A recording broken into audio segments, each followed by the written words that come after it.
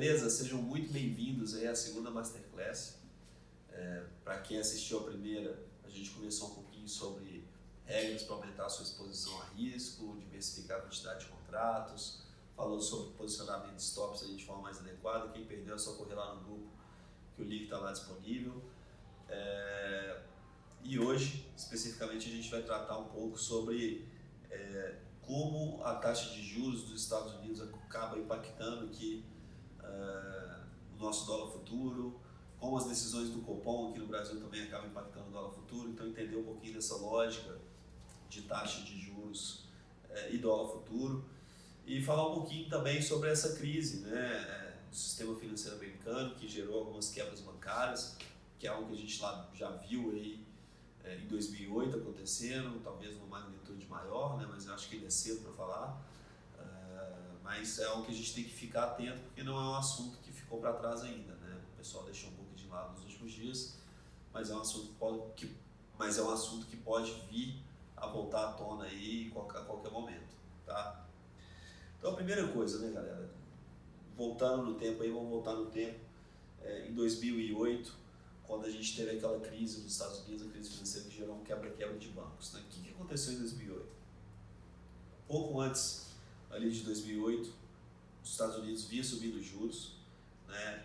E estava com uma base de juros zero, afinal de contas ali, se vocês forem passar um pouquinho mais para trás, 99, 2000, 2001, quando aconteceu aquela bolha das empresas de tecnologia, que foi a bolha das .com, os Estados Unidos foi obrigado a jogar a taxa de juros lá embaixo para tentar reativar a economia. E essa taxa de juros dos Estados Unidos ficou bem perto de zero por um bom tempo. E quando você tem uma taxa de juros muito baixa por um bom tempo, o que você ocasiona muitas vezes é que algumas apostas não muito,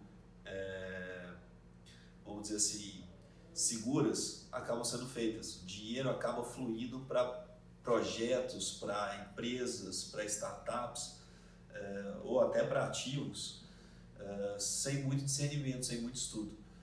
E o que aconteceu? Durante o governo Bush e o governo, pouco do governo do Obama também, teve muito incentivo para o setor imobiliário. Então eles até cunharam, né, na época algumas siglas, né, que eles chamavam de Ninja Loans, que era no income, né, no income, que é sem receita, no job, no assets, que era sem receita, sem trabalho e sem ativos, né?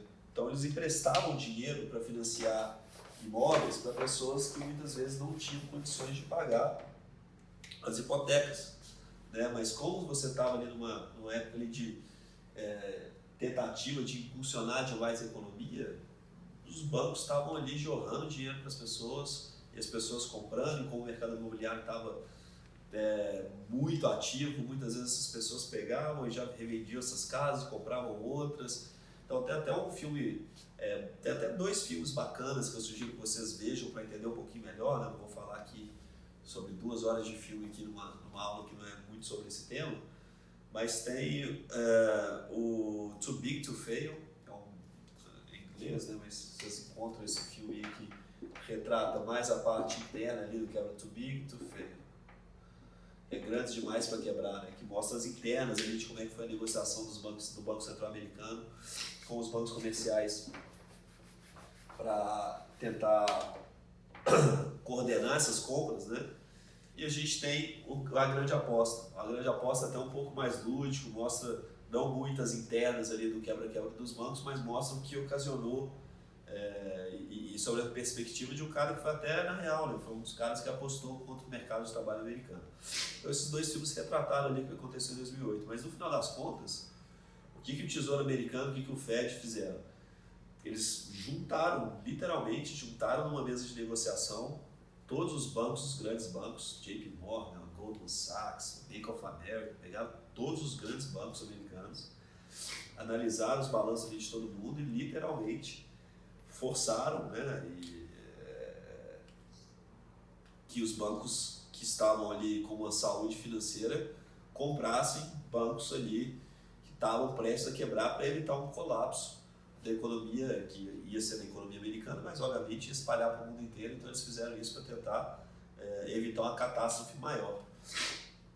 E, consequentemente, né, desabaram as taxas de juros lá embaixo.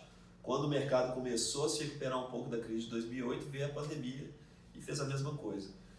Então, assim, durante 2008 e até a pandemia em 2019, o que a gente teve foi basicamente o que aconteceu de 2001 até 2008. Você teve ali startups disparando, empresas de tecnologia disparando, empresas aí, se vocês forem ver, várias delas nunca deram lucro, né? Grandes empresas aí de tecnologia que nunca deram lucro, receberam financiamentos aí milionários, né? Uma quantia de dinheiro absurda. E os efeitos, né, acabam aparecendo agora, né, que você está tendo uma dificuldade de liquidez, porque os Estados Unidos aí, em poucos meses saiu numa taxa de 0 a 0,25% e já veio aí para 4,75%. Né? Para a gente parece pouco, né? A gente está acostumado com taxas de juros aí mais altas aqui no Brasil, mas isso aqui para os Estados Unidos é um spread de juros muito grande, né? Um diferencial de juros muito grande num tempo muito curto, né? O Fed subiu os juros aí muito rápido. Então, será que a gente está vivendo isso de novo? Né? Será que esse aperto de liquidez que está aí, tem até uma expressão que o pessoal fala no mercado financeiro, né? Que quando o juros sobe, né? Ou seja, quando a maré abaixa, que a gente vê quem está nadando pelado. E é exatamente o que aconteceu. Os juros estavam lá zero, dinheiro fácil, todo mundo está bonito. Agora que a maré abaixou, né, que o juros subiu, agora a gente está vendo aí que não tinha liquidez para financiar o que estava financiando. E aí as coisas começam a acontecer. Lá fora a gente viu isso acontecendo nos bancos, alguns bancos já quebraram, alguns bancos menores ainda. Os grandes ainda não apresentaram ainda grandes problemas ou não apareceram grandes problemas em grandes bancos, mas a gente já começa a ficar com a pulguinha ali atrás da orelha. Aqui no Brasil, o nosso problema de crédito é um pouco diferente, né? A gente teve uma elevação de juros alta, né? A gente saiu ali de 2019, ali a gente chegou a 2% na Selic e a gente está em 13,75%, que é uma elevação muito alta, e agora que começa a falar aí, a gente talvez aí começar a cortar os juros aqui no Brasil. Então, assim,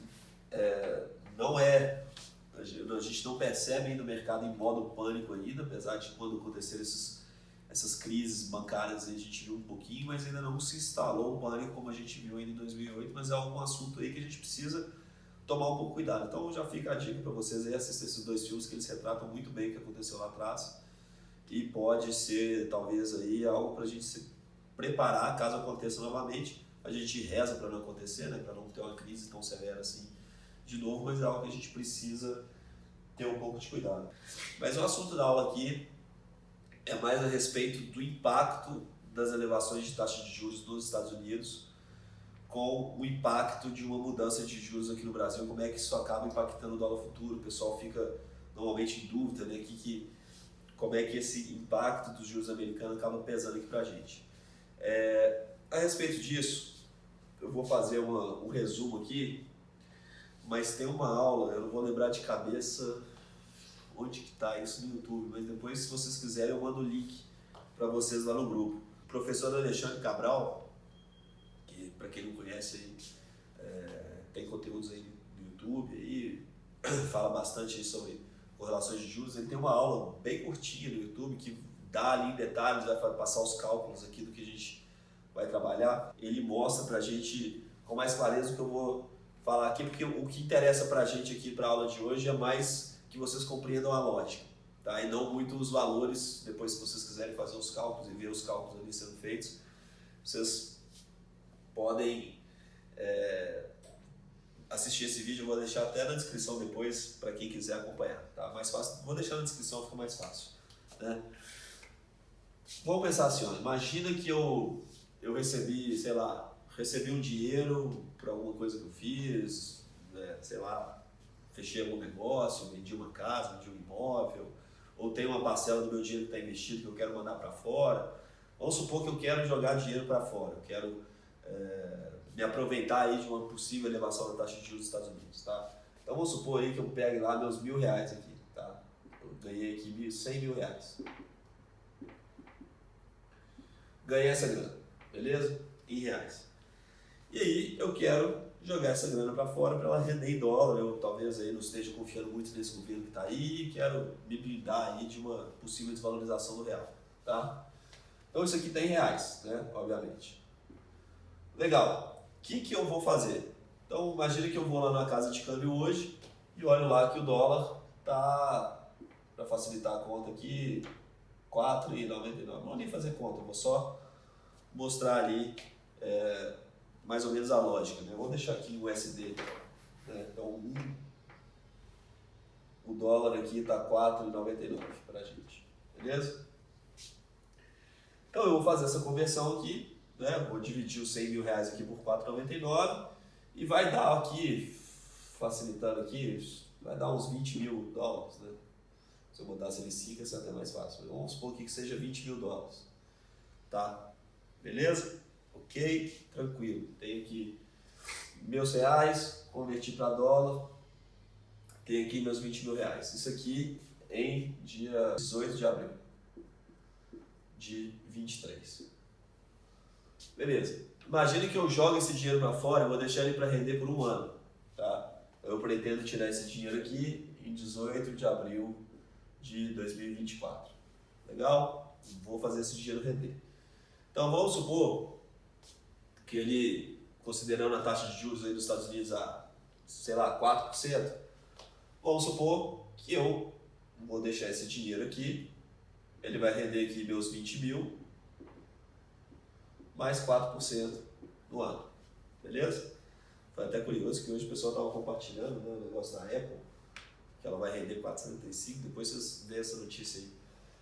A Apple soltou um aplicativo que ela vai fazer render mais do que o que os bancos americanos estão pagando, tá até pressionando os bancos americanos. Mas vamos supor que isso esteja nessa estrutura. Então, lá no dia 18 de abril de 2024, eu vou ter meus 20 mil dólares, né? Vamos supor aí que, para efeitos, para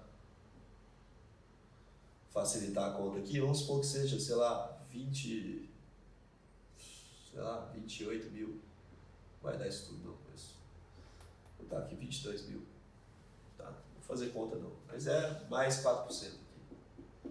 Meu principal mais 4%. E aí, eu vou lá, beleza, fez, isso aqui seria 10%, né? Então seria 20 mil, 21.500, 21 mil, vou botar assim para facilitar. E vamos supor que eu peguei agora esse dinheiro lá no futuro, né?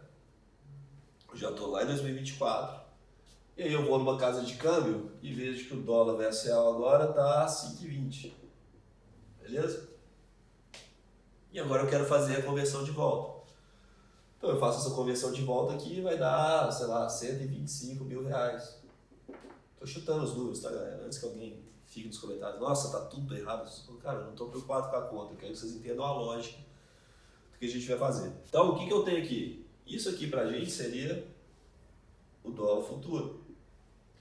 Isso aqui seria o dólar à vista. Beleza? Isso aqui seria os juros dos Estados Unidos. E isso aqui seria os juros do Brasil.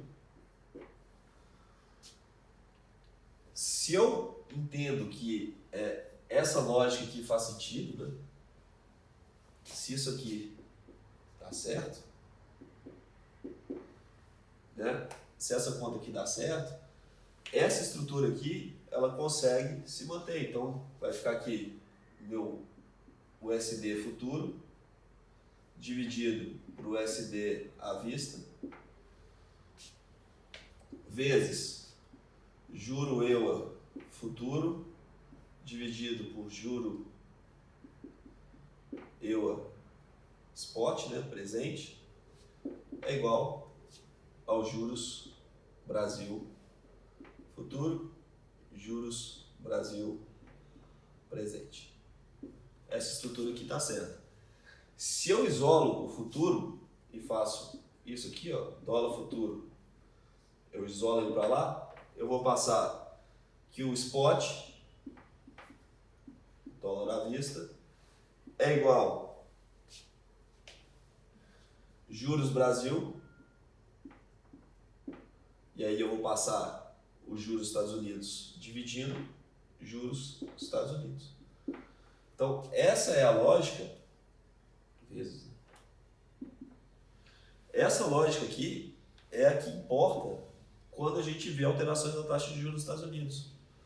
Então, quando a gente está falando de dólar futuro, claro que alterações nas taxas de juros locais e nos Estados Unidos vão mexer no dólar futuro. Não tem como ser diferente. Aqui, ó, juros dos Estados Unidos, a gente está falando dos juros dos Estados Unidos negociado aqui, que ele é negociado através do DDI ou do FRA. Aqui no Brasil, a gente está falando das taxas DI futuro.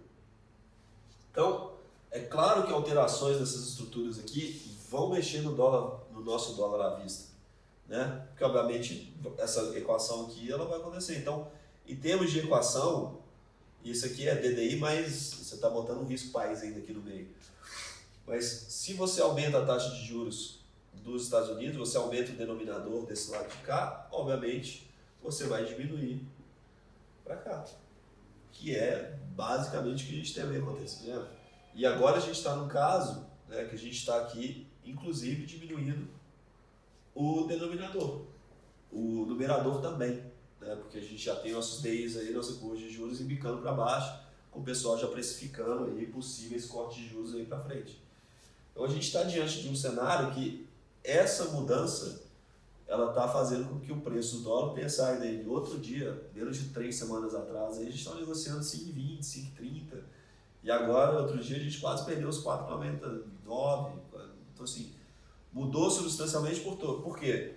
Mudou a percepção através aqui, mudou a percepção a respeito da nossa estrutura de juros interna e mudou uma perspectiva dos Estados Unidos que via sendo uma perspectiva de alta.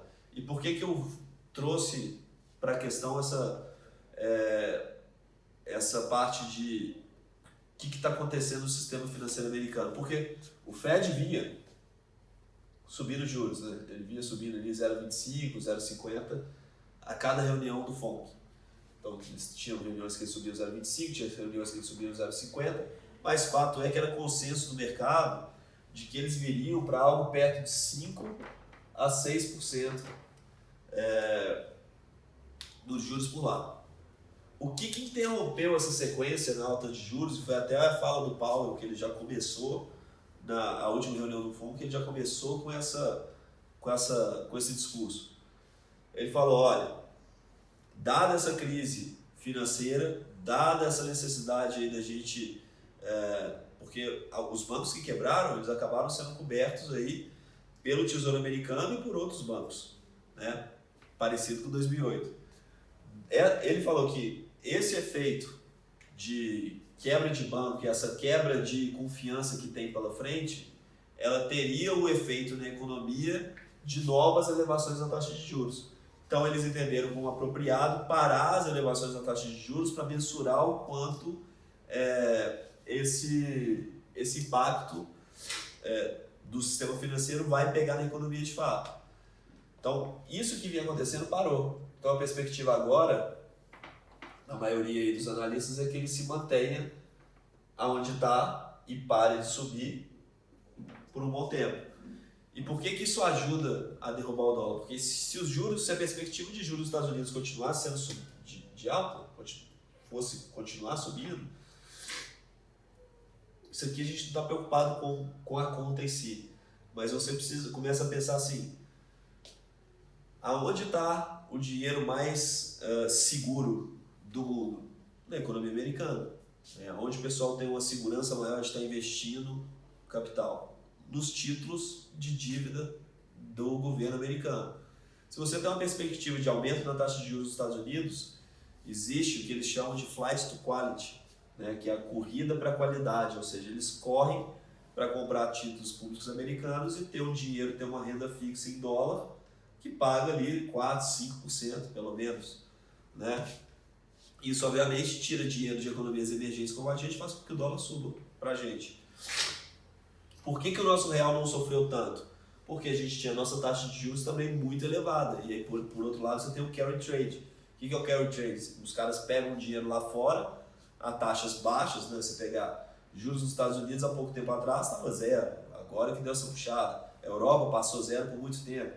Então, muitos especuladores pegam o dinheiro lá fora, trazem para cá e investem aqui, pegando um diferencial grande.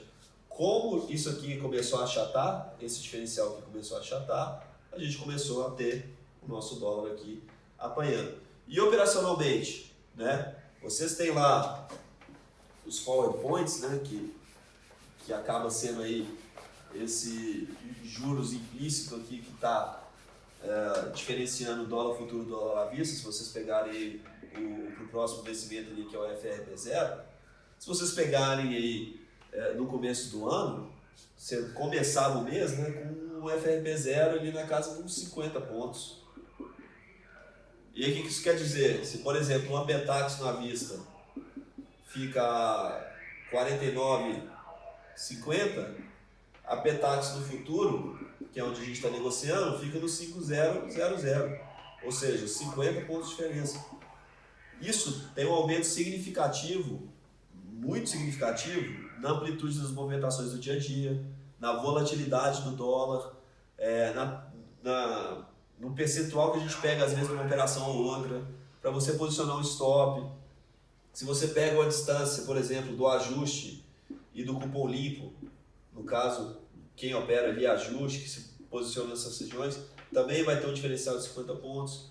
E agora o que está acontecendo? Você pegava assim, por exemplo, nas pernas de juros que a gente trabalha também, você tinha um FRP0 que começava o mês aqui em 50, aí ele vai caindo e ele vai tender a zero, né? Nos últimos dias ali do contrato ele já vai estar praticamente no zero, que é a diferença entre o dólar à vista e o dólar futuro nos últimos dias do contrato vigente, ele já está praticamente ali no zero, você está praticamente negociando o dólar à vista via instrumento futuro. Mas você pegava aqui na semana 1, ele ainda estava perto dos 30. Você pegava na segunda semana do dólar, ele baixava ali para os 20. Na terceira que ele começava a vir para os 10 e aí encerrar o contrato aqui mais perto do zero. Hoje, se vocês forem ver, hoje é dia 18, né? A gente está aí no meio do mês, um pouquinho para frente do meio do mês, e o FRP0 já está 6,3. Então você já encurtou demais a diferença entre dólar à vista futuro, justamente por essa discrepância, essa mudança aí na perspectiva de taxa de juros. Então, assim, a gente precisa entender que isso é até uma visão muito da escola austríaca, né? O pessoal bate muito nessa tecla, talvez diferente das outras. Juros nada mais é do que o preço do dinheiro. Então, se você está elevando a taxa de juros dos Estados Unidos, por exemplo, você está enxugando o dinheiro das economias como um todo, porque você está atraindo dinheiro e levando dinheiro para os Estados Unidos. Aqui no Brasil, se a gente tem a nossa taxa de juros ser elevada, muito elevada, como a gente viu, né? A gente tem a nossa Selic de 2 para 3,75, além de desaquecer a economia, né? Esse efeito de tornar o dinheiro mais caro, tornar os financiamentos mais caros, alguém que vai comprar uma casa, financiar um carro, acaba encarecendo esse tipo de financiamento, as empresas que precisam de capital de giro acabam pagando mais caro, então acaba tendo demissões. Então, quando o Banco Central aqui quer elevar a taxa de juros, ele está tentando frear um pouquinho a economia, o dólar muitas vezes cai nessas situações, justamente porque você tem uma gente lá de fora trazendo recurso aqui dentro para tentar se aproveitar desses spreads.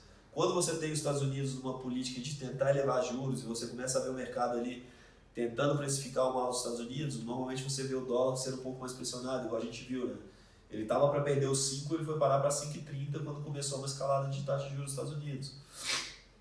Agora a gente já está vendo o contrário, a gente já está vendo uma compressão desse diferencial de juros. Então, acompanhar a política monetária local, DIs futuros, entender sobre curva de juros, acompanhar o que está acontecendo, principalmente nos Estados Unidos, que a gente está operando real versus dólar, né? Então, assim, você estar atento a esse tipo de movimento é primordial para você tomar boas decisões ali a respeito do mercado e entender o que você está fazendo ao longo do dia. Estamos falados? Espero que vocês tenham gostado. Qualquer dúvida que vocês tiverem é só deixar aqui nos comentários desse vídeo ou mandar para a gente nas nossas redes sociais. Fiquem atentos aqui no nosso grupo, porque diariamente a gente está procurando mandar ali um estudo, mandar alguma análise ali de algum ativo, compartilhar algumas notícias ali com vocês. E na semana que vem a gente vai ter uma aula um pouco mais prática. A gente vai falar um pouquinho sobre ajuste, vai falar um pouquinho sobre cupom limpo, vai falar ali sobre operações usando variações. Então a gente vai trazer algumas operações ali que a gente tem em cima de variações em relação do ajuste, como é que a gente entra, como é que a gente faz. Hoje, né, dia 18/4, se vocês quiserem pegar, a variação de 1% em relação ao dólar foi o 86,5. Vale vocês pegarem o replay do dia de hoje para ver aonde que bateu, como que voltou. Acho que é uma trade interessante para vocês começarem a analisar. Então, na semana que vem, na quinta-feira que vem, a gente solta a nossa próxima Masterclass. Espero que vocês tenham gostado e até a próxima, galera. Valeu!